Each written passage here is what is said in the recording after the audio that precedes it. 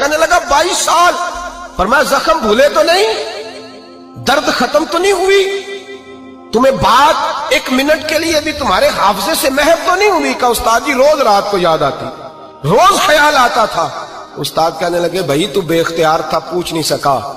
22 سال تجھے یاد رہا، مجھے پتا تھا تو ایک دن حکمران بنے گا، میں نے تجھے اس لیے مارا تھا کہ بیٹے یاد رکھنا کسی پہ ظلم نہ کرنا، اگر تجھے 22 سال تک یاد رہا ہے تو جس پر تو ظلم کرے گا اسے بھی قیامت تک یاد رہے گا، اور یہ یاد رکھنا تو آج با اختیار ہوا تو تو نے مجھے بلا لیا ہے، قیامت کے دن غریب با اختیار ہو جائیں گے، مظلوم با اختیار ہو جائیں گے، وہ با اختیار ہوں گے للہ الواحد القہار، رب کریم کی بارگاہ کے اندر ان کا اختیار ہوگا، اکیلے اللہ کی حکمرانی ہوگی، پھر وہ بلائیں گے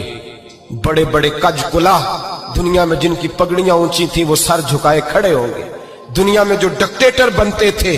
ان کی پشتیں لال ہوں گی، ان کو غدار لکھا جائے گا، قیامت تک نہیں بھولے گا۔ ظلم کرنا تو سوچ سمجھ کے کرنا، اتنا کرنا جتنا تم سہ سکتے ہو، اتنی زیادتی کرنا جتنی قیامت میں تم برداشت کر سکتے ہو۔ میرے نبی کریم صلی اللہ علیہ وسلم نے فرمایا